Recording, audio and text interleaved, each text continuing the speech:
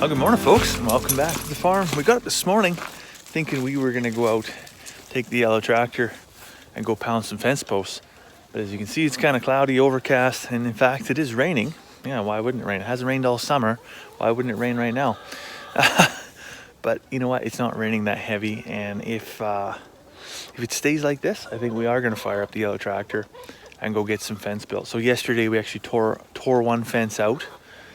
With the intent of doing a complete replacement because the cows had pushed it over, and the fence posts, when they were originally pounded, like who knows, 20 some years ago, before we even got here, were not pounded deep enough at all. They were only in the ground, like some of them were only in the ground 18 inches. Like it was pathetic, actually.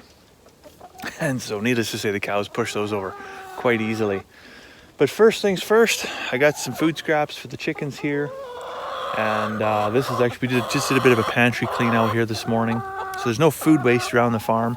We take food that we're not going to eat, and instead of putting it in a landfill where it's going to rot and create methane and contribute to greenhouse gas emissions, we run her through the chickens or we run her through the pigs and turn it back into viable food again. Good morning, piggies. Good morning, Peppa. Good morning, George. You want some breakfast, don't you? So I'm going to bite the bullet here. We're going to fire up the old Massey and let's see if we can't pound some posts. Well, I guess let's see first if this old girl will start.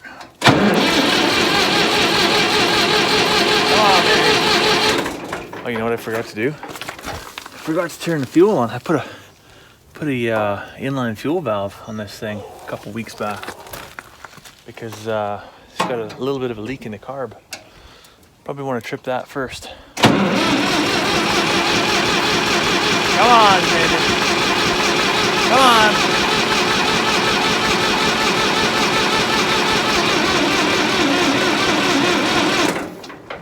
Oh man, that does not sound good. We'll give her some choke here and see.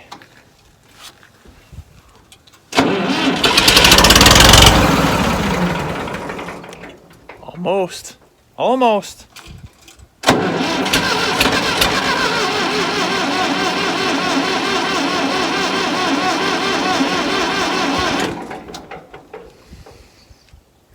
Maybe if I talk nicely to it. I believe in you. You can do it. You're the best. There you go.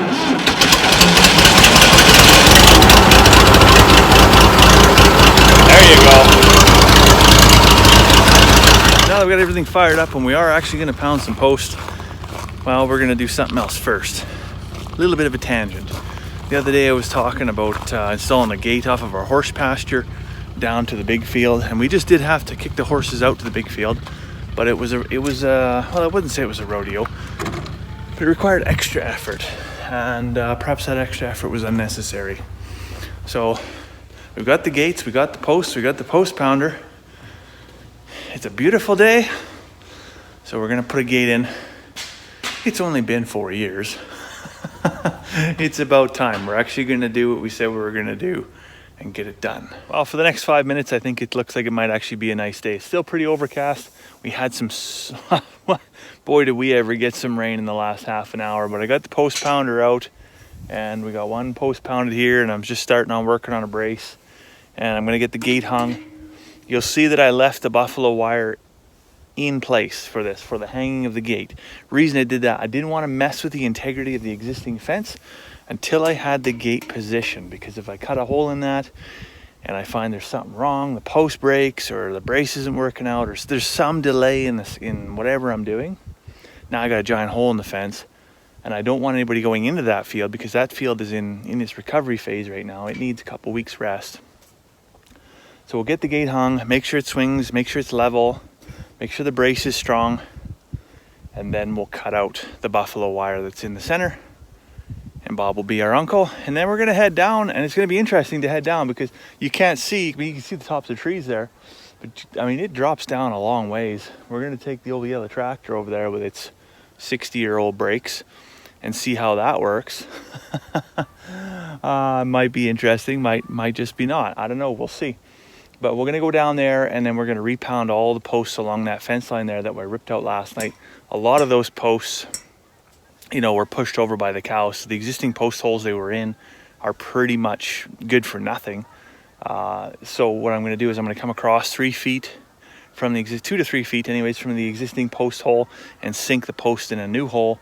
And I mean, this one here, this was brutal to get in. I mean, this took a good solid 10 minutes of pounding with the post pounder, because up here on the hill, I mean, we've got some pretty rock hard clay, and the water will just shear completely off and run down the hill. So where we're going is kind of the wet spot. And the only reason we're doing that project now is because this is one of the driest years we've ever experienced.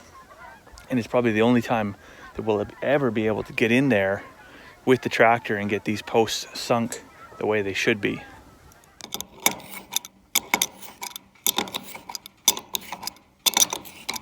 So our gate is done. Pretty happy about that. Get it latched up and we'll be on to the next thing. You know, oftentimes I tease myself a little bit about, you know, we've been here for 4 years now. I really should have had this gate done.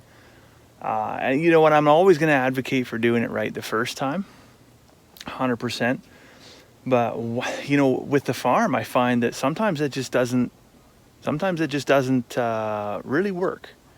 Now, if we were into this 10 years, 15 years, 20 years, you know what, totally, 100%, I gotta say, there'd be lessons learned by then that if we're gonna take on something, there's no reason why we shouldn't do it the right way. But in reality, when Carmen and I moved out here, I mean, we sunk every penny we had into this.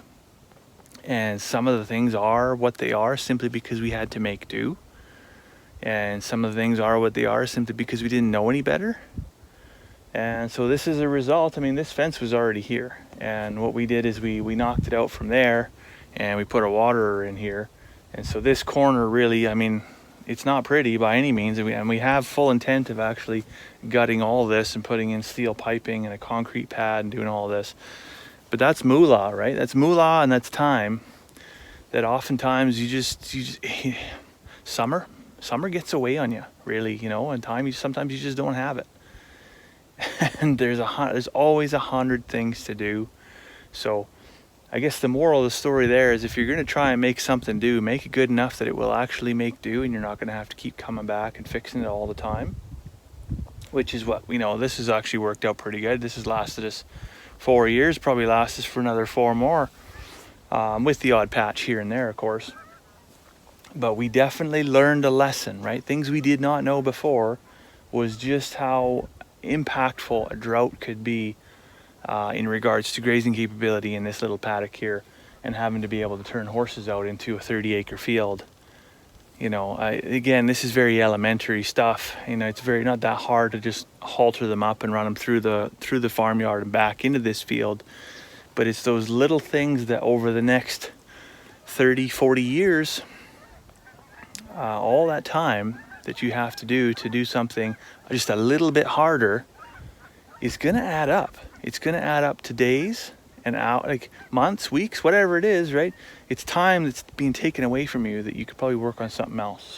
So for the hour and a half probably total that I worked on this today, if you think about every time you go to catch the horses, that's 20 minutes to half an hour right there, if they behave. All right, so we're down here in the bottom now, and we're on to what we actually started off, our main objective for the day, which is the removal of this old buffalo wire. And you see I've already pulled the posts out, so we're going to reinstall the posts today. And that's as far as we're going to get. The big picture for this is going to be a 4-strand barbed wire fence that runs all the way up through here and all the way down to that end. And really, the cows put so much pressure on this. And I know I've already had some people say, well, if you remove this stuff, will that not increase your predator pressure? Because now, a coyote can walk right through a 4-strand barbed wire fence, like no problem, like it's not even there. Well, truth be told, they were walking through this stuff like it wasn't even there.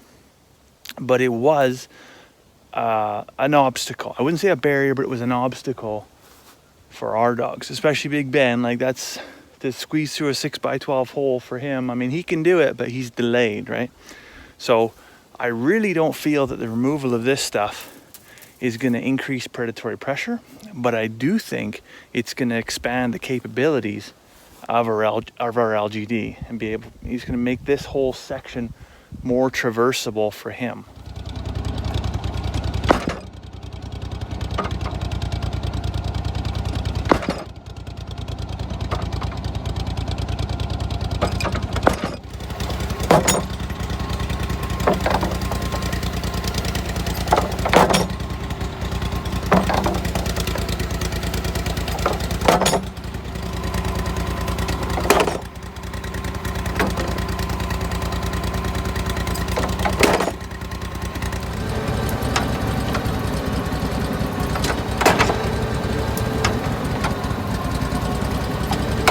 Well, I figured I'd stop for a water break, and the cows come to see me, so I'm not all alone by myself. But it's taken a lot longer than I thought. I figured this stuff down here, because the ground is fairly moist, I figured that the post would just slide right in, but no, it's some pretty tough pounding, to be honest. It's kind of funny, you know, because back in the day, I remember my grandpa, he had the exact same tractor as this old Massey, except his had a roof on it. He'd go out post pounding, and on the back of the old yellow tractor, he had an ammo box that he'd put his hammer and his fencing pliers and stuff into. And he'd put a little bottle of orange juice, like, you know, one of those little, like, 400 mils or something like that, not even a half liter. And he was 70 some years old, and he'd take off for the whole afternoon and go pound fence posts.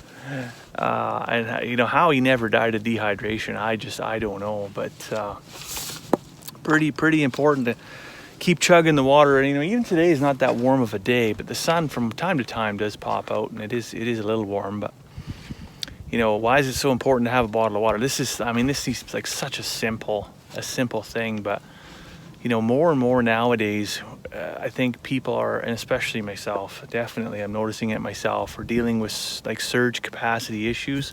I'm not talking resilience, like resilience over long term.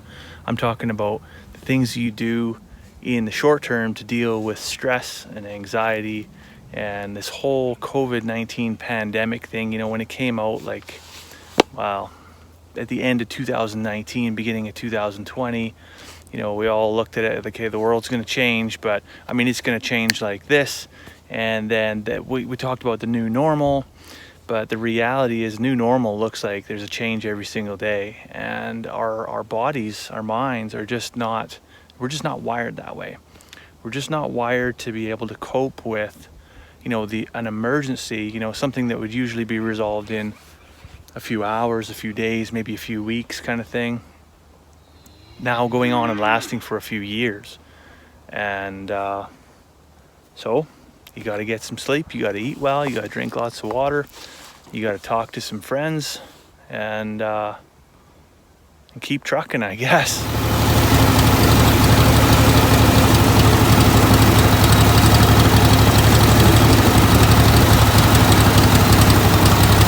Well, unfortunately, things are no longer going according to plan. As I was pounding one of those posts down there, I heard this big, long, loud bang, and it wasn't the bang that this thing usually makes.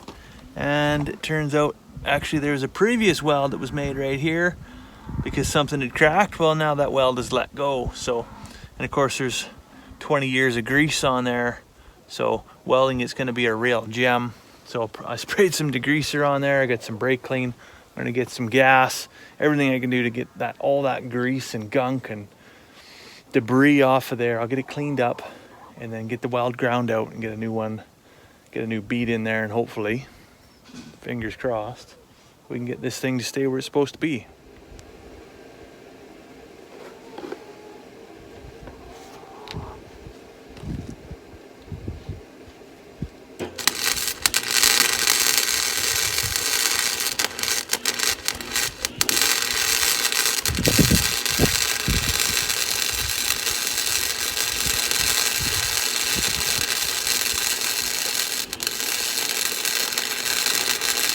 So I got everything all welded up. Everything travels nice and smoothly. I think we're back in business here. Let me tell you, having a welder on the farm is a saving grace. Now, I've just got a small one. This is just a little, actually it's a 120 volt MIG welder is really all it is. And because I'm not a welder, right? I just need something to patch a thing up here to get me by, to get me back on the road kind of thing. If it's a major, it's going to town, because like I said, I'm not a welder. And the saving grace when it comes to my welding is the fact that I also own a grinder. Because the reality is, I've got chickens that could poop better welds than actually most of mine are. Well, I'd say as far as days go, this one's definitely not over, but it's time for me to take my own advice and go get something to eat and probably have that cup of tea. So I'll let you go for now. I hope you have a fantastic evening, and we'll see you tomorrow.